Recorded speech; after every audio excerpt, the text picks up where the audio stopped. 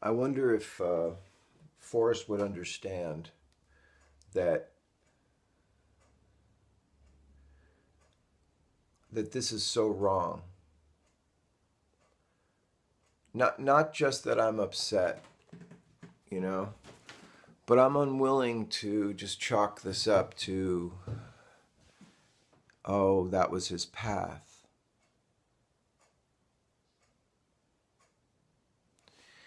I just saw a couple of videos of my son playing guitar for an entrance exam or whatever to get into this workshop. And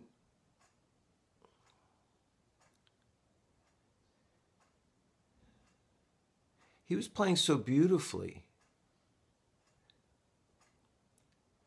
in a really like in a way that was coming from him. You know, if you're going to play a jazz standard, there's a few things that are kind of implied. The melody, maybe a chord melody, comping the chords so other instruments play, knowing how to do that well, and soloing, you know, so that's a lot. And he was doing things that, you know, I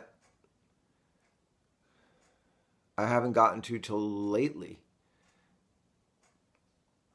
And I just see that I see what his potential was. Get it? Was.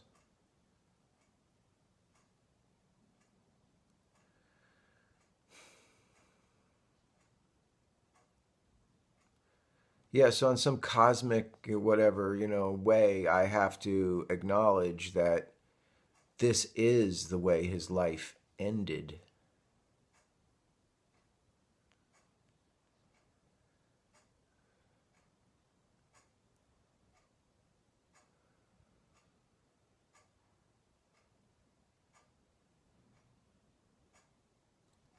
But I don't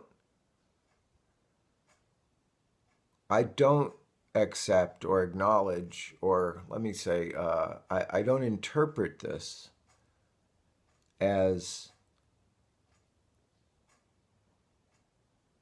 the way it was supposed to go.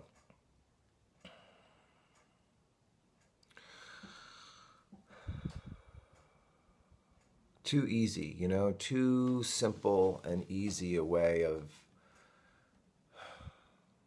saying, I don't know, and there's nothing I can do about it.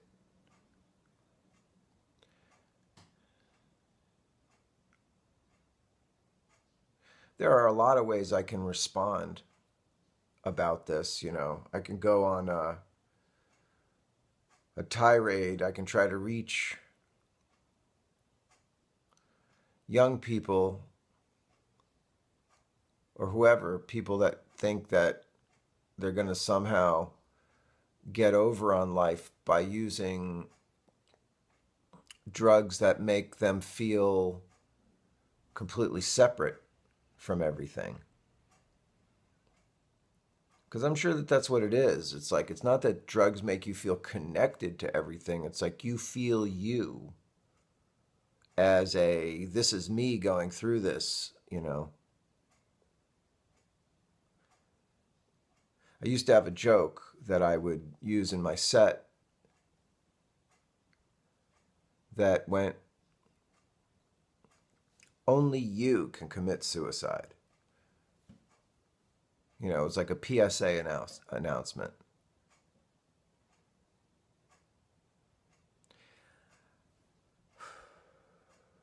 It's impossible to joke about things. It's impossible to, you know, drugs and killing yourself and being a junkie and crack whore and you know, speed freak. You know, it's everywhere. And like winos were the butt end of jokes And they ended the joke, because he's a wino, you know. It's funny because he was a drunk, because he was drunk. You know, remember Mayberry? They had the guy, the wino, who locked himself in the cell at night when he was happy, and he got out every morning, let himself out every morning, really upset with himself.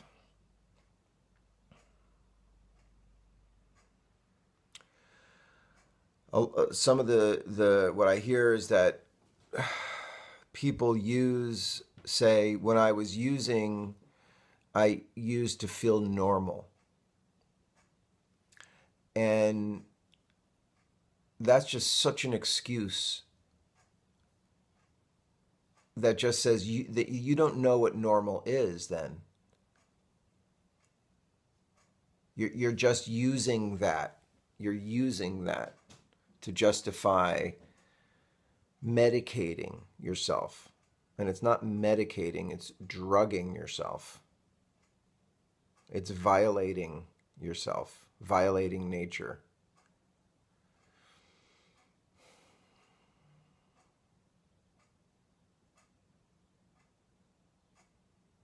I get it. That's what pisses me off. That's why I get it. I get what it's about. I get that is fantastic, you know, to be able to go to Wonderland. Which is why I'm almost like extra pissed off. I'm not one of those people that doesn't understand escapism. I actually think you need to have some to be healthy, but that this isn't that. This is it's so dangerous that it just doesn't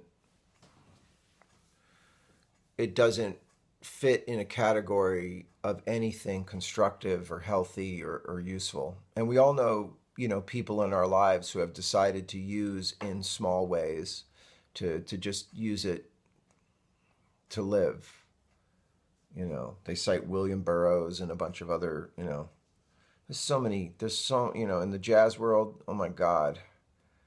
And I don't know what those people's lives were like. You know, that every day your whole mind is clouded and, you know. But on these videos, I don't think Forrest is on heroin. I don't think you know, it just seems like he works so hard to get those chord melodies. You know, I know that because I work hard on that stuff.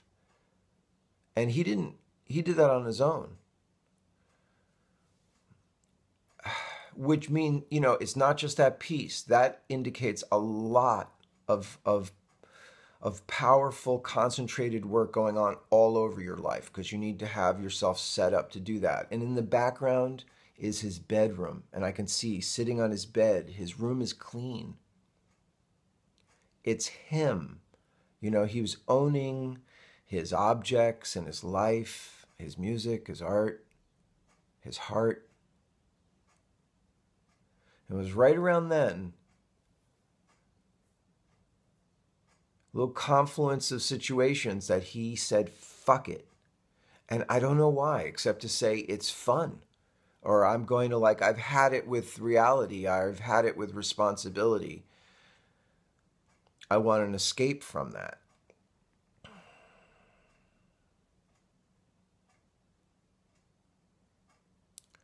What is it going to take for people to just take this off the table, to take opiates off the table?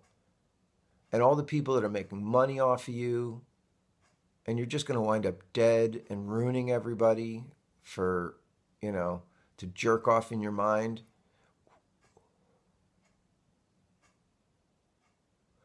The parents I'm sitting with, I mean, they're very good people, and they're very confused why you died. They gave everything, in some cases to the peril of their other children, and I know you're guilty and all that. Shut up. You're not guilty. You don't feel guilty at all. It's it's just a clouded mess. It's a poison. And it's a powerful one and a pleasurable one. And sometimes when I see these junkies, these young kids, like, you know, strung out in New York City, you know, I guess it's new to me, and my eyes are open, and they're my son's age, which isn't that young, 20 to 25. Like,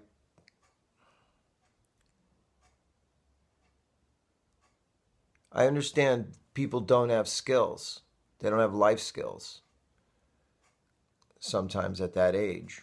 But this is not a path forward. All the things that died with my son, his music, his art, his writing, his future, all the people I've met who've lost their kids, they're just as bewildered. Should we blame the drug dealers? Yeah. But you're the ones. You're the only one with the power. You're the one who's saying you're powerless, and you're the only one with the power to say, fuck this. To understand it fully, realize what it is.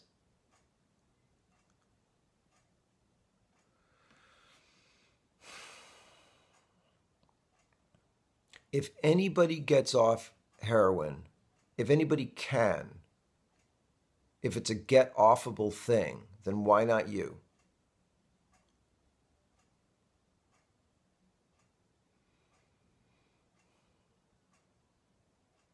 No, then you. Then you. Then every one of you. Because I don't want to see more people come into this group that I'm participating in or other areas of my life. This is complete and utter bullshit. I cannot share the wonderful person my son was. I really can't. And neither can he. Think of you. Think of yourself. Think of your families.